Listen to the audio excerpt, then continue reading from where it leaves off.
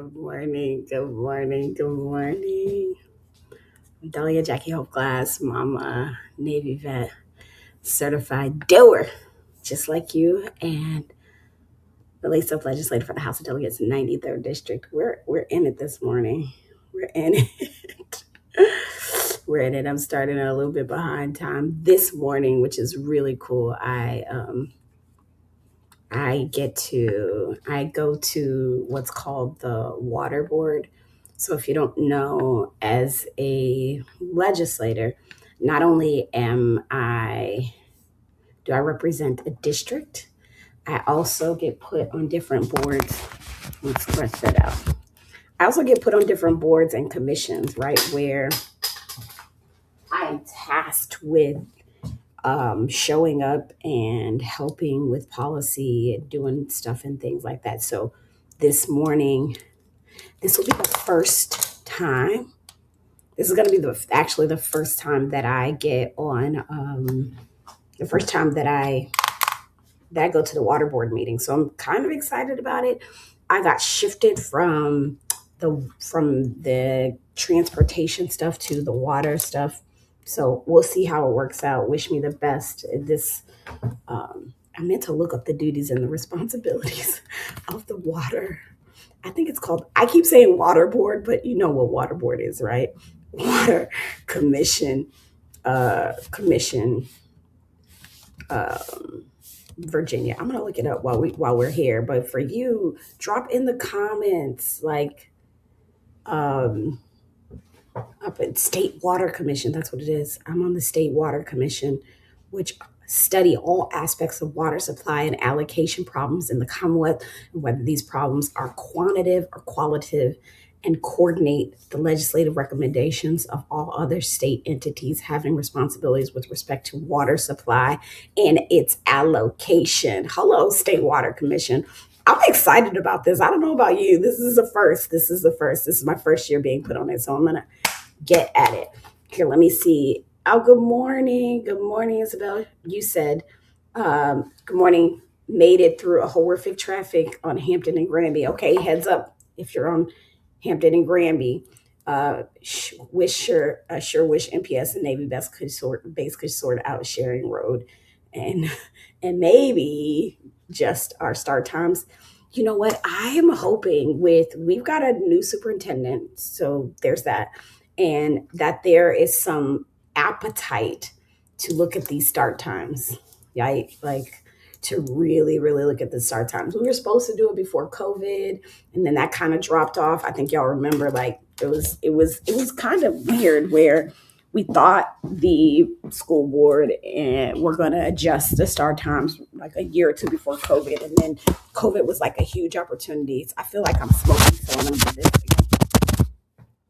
again. COVID was a huge opportunity to sort of reset, level set. I just don't think it happened. But it'll be interesting to see, right? It'll be interesting just to see what actually happens. Good morning, good morning, good morning. Isabel said yes. Water Commission. Oh yes, it is.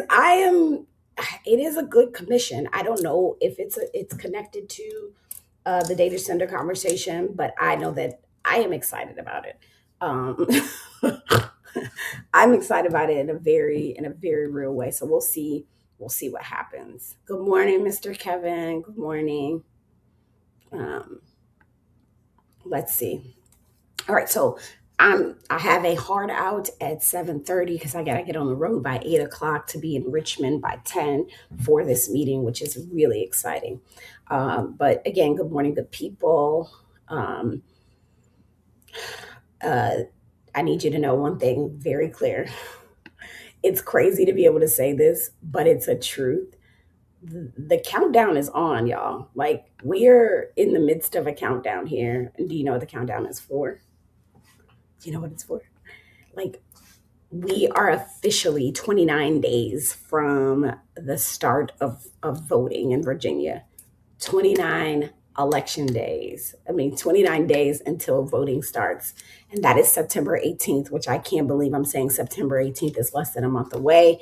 Um, And this is where I sort of need us to think about, this is that crunch time. I want to shout out Isabel for, I saw her the other day and she said, look, I signed up to be a poll. I signed up to work election day. I signed up to work the polls. Maybe not election day, but they're 45 days before election day, whereby we need folks that are able to work the polls. You know, many of us have been, trained to think that democracy happens on that Tuesday, and that is that Tuesday in November, and that is not the case, right? This, and I use democracy very lightly because I remind us we are a constitutional democratic republic. We have a document, the Constitution, that allows us to select and choose democratic republic. I mean, our elected representatives, which is a republic. A republic is whereby you have representation in government. You choose your representation, right? We are a republic. But this constitutional democratic republic, it does have office hours. It has early voting, at least in Virginia, voter registration. It has ballot application. It has poll workers and canvassing. And as people, the right people, hopefully checking information and correcting misinformation. That's a big deal right now. You know, Also part of this work is not just you figuring out what you can do, but spreading that word, right, to your cousin, to your um brother, uncle, sister, daughter, neighbor, right, to the people in your community. Like, did you vote yet? um and then text them again, because we know people don't listen. So the countdown is on, and the countdown for me is not just winning the election. It's not just winning the House of Representatives. For the next 29 days, I'm going to be doing a video, as I've been doing since the last 50 days, every single day, because I don't just want us to think about the fact that we are going to have an election. I want us to think about securing that election. How do we secure participation, right? No intimidation at the polls. How do we protect access to the ballot? Again, making sure that people get to work the polls. How do we are we thinking about understanding the process, and making sure people know their rights? That's why there are poll watchers, right? That's a work, and that means that we have some work to do, and it can be scary. I don't want to say that it's not scary, because just knowing, I just did a video the other day where the one of the deputy attorney generals who's over civil rights said, we're going to deploy 1,000 DOJ poll watchers, right? Like, we're gonna, and I think they're gonna deploy more. Do I think that they'll come to a city like Norfolk? I want to say no, because it's like false hope, like, but I don't. I wouldn't put anything past these folks. It is not overly complicated. It is just daily work, y'all. So I need 5 people, not 500, not 500.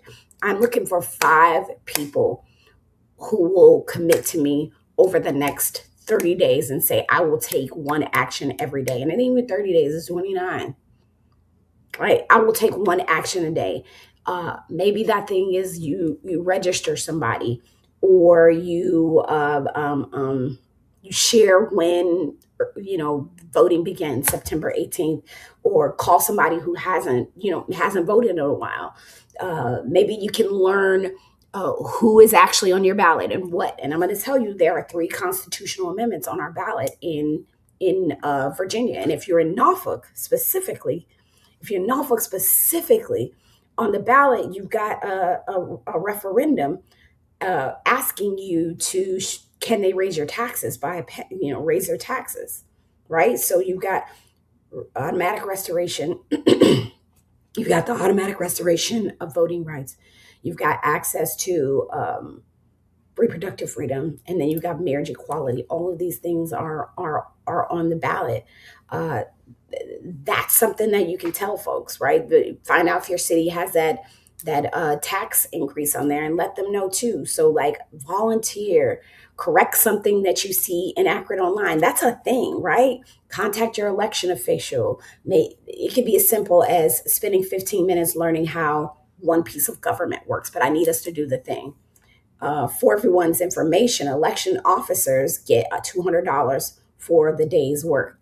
I love that. Thank you, Isabel, for sharing that. $200 for the day's work. I didn't know that. That's something new. Maybe that's what I share on my video today, right? But that's a full day's work. Like, that's $200 for that day, and it is work, right? Um, I'm just asking for one action every day for the next 25 days, because if you haven't read Grab Them by the Ear, which I think you should if you haven't. But movements are built exclusively, they aren't built exclusively by people doing ginormous things. That's not how they're built. Sometimes they're built by these really, really small things that that we're consistent at. Even for me in my life, and I don't know about you, you tell me a thing, right, where I've disappointed myself significantly because I wanted to get something done and I just kept missing the mark, just kept missing the mark, kept missing the mark. And so I had to lower the bar and be consistent. That thing, one of those things is this morning due, right? I was like, I promised the people, but this was before I got elected, I'm going to come on here and I'm going to do a live every Tuesday and Thursday. This started off every Tuesday and Thursday. I was doing it every Tuesday and Thursday, Tuesday and Thursday, Tuesday and Thursday. And I couldn't be consistent. It just wasn't working out. So I said, you know what? I'm just going to do Thursday and I'm going to commit to 30 minutes on Thursday. And that's what I'm going to do. And I'm going to be consistent with that. Again, sometimes you just have to lower the bar, be consistent. It's not ginormous things. So if you want to be one of those 5 that are going to commit, reach out to our office, Del J. Glass at house.virginia.gov. You can reach out on social, but I do need contact information. Social is not necessarily the place to contact us because I get so many of those things, and sometimes I get really ugly messages, but I want to get your name. I want to get you connected. I want to help you figure out how to participate. Because sometimes 5 becomes 50, y'all, and that's okay with me. If that's okay with you, it's even better. But I'm really just starting with 5 people who want to do right, who do something that's worth more than 5,000 people who just hit the like button. That's worth way more than that. All right, way more than that. Couple more things, I promise you. Good morning, Mr. Little. So good to see you. Good morning. Good morning, Sue. Good to see you. Good morning. Um, uh, Last 2 things, right, is number 1, if you haven't done your power card, which is on my link tree, right, and it's in the post if you're on the right places and spaces. This whole part of what we're doing over the next couple of days is your power card is going to come into play. So if you didn't read Grab 'em by the Ear or come to our Grab 'em by the Ear events, the power card is simply you mapping out already. I know who my mayor is. I know who my city council, school board representative. I know who my delegate, my senator, my congressman, my state, my U.S. senator and state senators. So what you can do is you can go and download your power card off of our website, off of the link tree.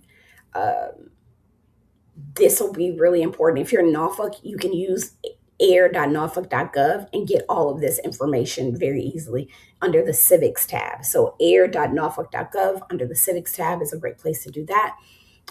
It's who represents you, how to contact them. That could be an email, that could be a phone number, what issues matters to you, what they need to hear, you can bring in the process, right? That is the crux, right, of here. We've been talking as a country, and drop it in the comments if you know what I'm talking about, or if you even know any of those people that I mentioned. Do you know who your mayor is? Do you know who, or maybe there's one you're like, I have no idea. I have no idea. I guess I need to go ahead and look that up. I encourage you to do so. It is just a matter of you saying, I have access, right? Like I have want, need, and desire, and will have access. And you have a responsibility and you have a voice. And I want you to understand no one can give you a voice. We can amplify your voice, but we can't give you one. You already have it. It's how you want to use it. Okay. Last 2 things, again, I want to talk about. That's right, Isabel. Yep. I have access. You do. That 1000%, you have access. That is the thing. It's owning that power, right? Like you got to own it. That's what I'm hoping you do. Just like get you to own what is already in you, what you already have. I do want to make space to talk about these 1,000 DOJ monitors because it's something that I want you paying attention to. I did, like I said, I post about the Department of Justice and saying that they're going to deploy those monitors, 1,000. You know, now before everybody starts, running around. I'm not saying the feds are coming. The feds are coming. Like that's not.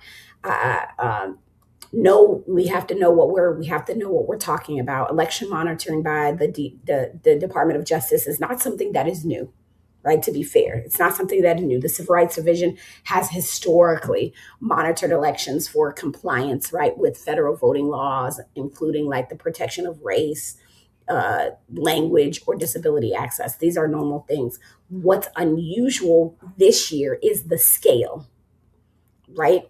The scale is what is unusual because even if a federal monitor, even if a federal monitor never walks into your polling place, decisions about election monitoring can influence whether or not whether or not someone else shows up to the polling place and the voting environment, right? It can influence the public confidence or even stories people tell each other about whether or not voting is safe.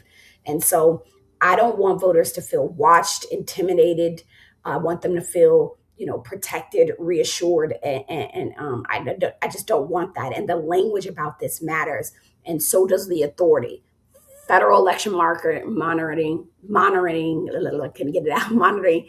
It can't just be whatever they want, whatever they say. We know that there are laws, that there are election officials. And again, shout out to Isabel for just making that choice. We have registrars, we have the poll workers, we have the courts, and we have procedures. And one of the best things that citizens like you can do right now is to understand who actually has authority to do what. Because as fear grows, fear, not as it grows, but fear does its fertile ground. When information is in a vacuum, fear has so many different places to go. I don't want you scared. I want you informed. And so, and paying attention. Um, Isabel says, I saw how it works at the town hall. People were there, problems were addressed. Yeah. Yep. People were there. That's how it works. At least that's how you want it to work. And if it's not working that way, then you, as a member of the Republic, have to be mindful of who you want in this space or place, right? That's totally up to you all.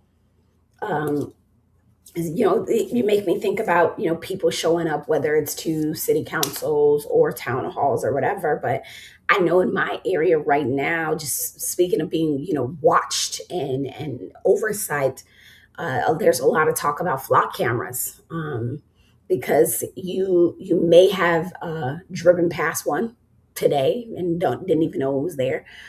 Those little cameras have been popping up in communities. They're called ALPRs, automated license plate readers, and they capture information about vehicles and license plates, and law enforcement agency can use those systems to help locate vehicles, whether it's attached to a crime, a missing person, stolen cars, investigations.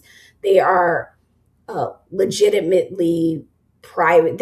There are legitimate privacy and civil liberties question about them. Who searches them? Why? How long is information? How can it be accessed? Can what agencies can access it? And this goes hand in hand to me for what we are potentially going to see after the uh, November 4th or November 5th, right? There have been enough reported cases of misuse nationally that Flock did recently announce there are going to be some additional safeguards and shorter default data retention policies.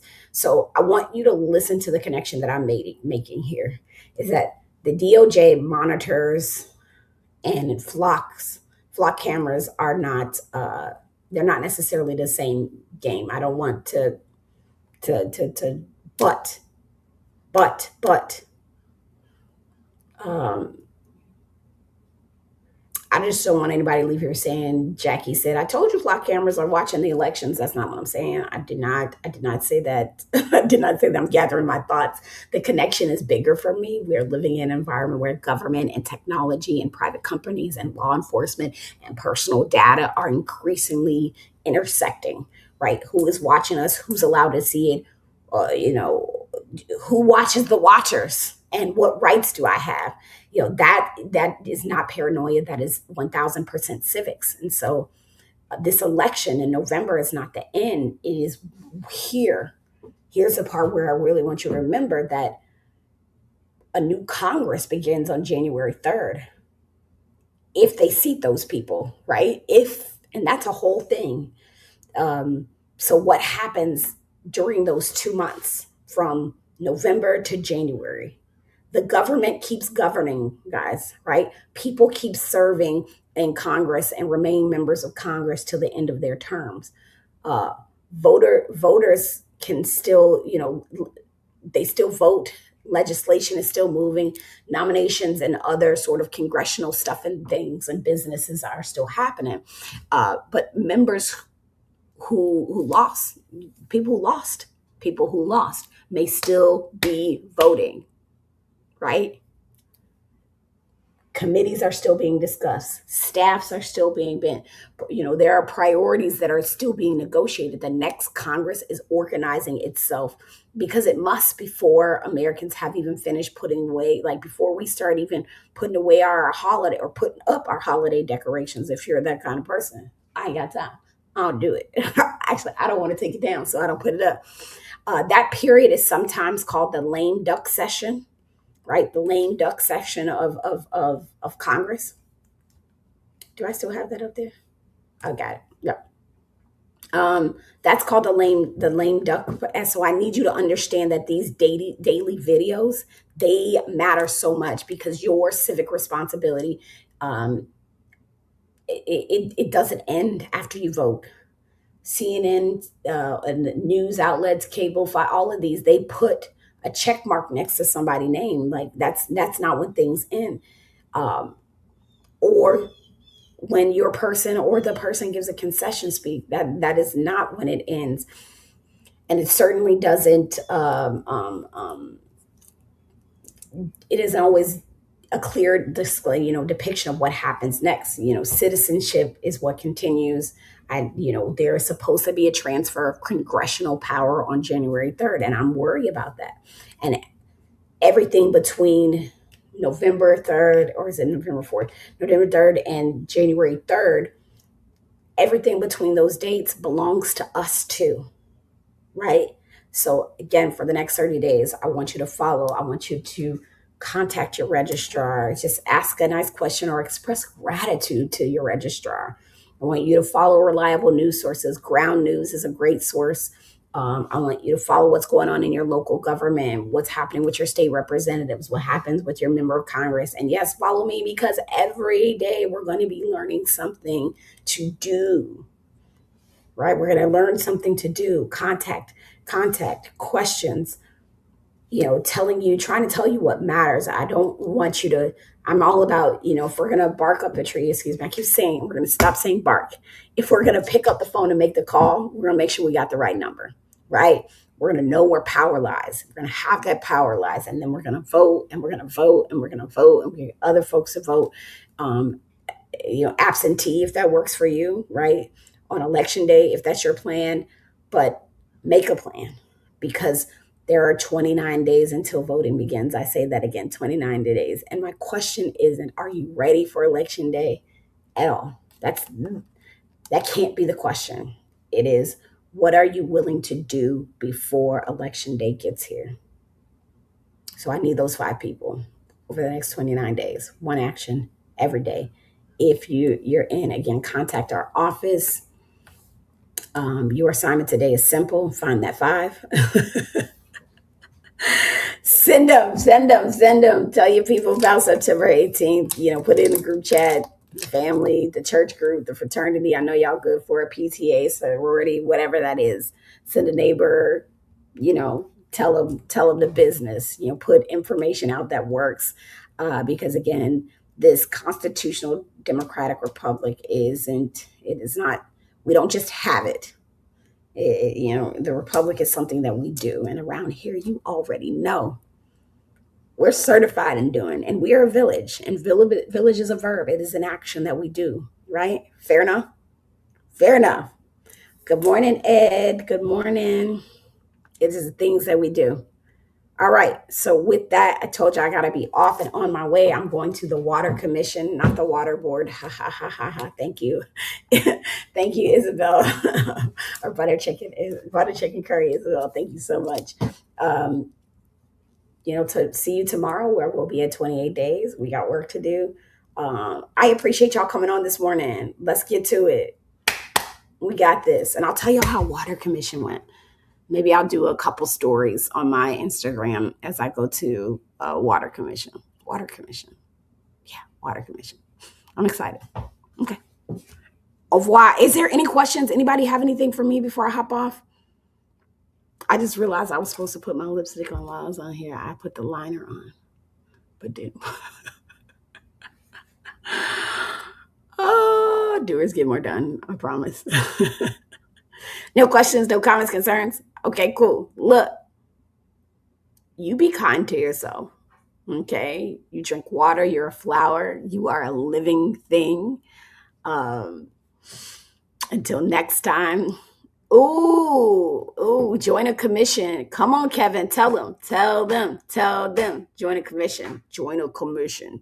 I can't wait to share. But yeah, until next time, I'm Delegate Jackie Hope Glass, Mama, Navy Vet Certified Doer, Laced Up Legislator from the House of Delegates 93rd District. Honored to serve. I'm so happy to be a doer with you because doers get more done. Don't sue me, Home Depot. Okay? Vivo, make it a great day.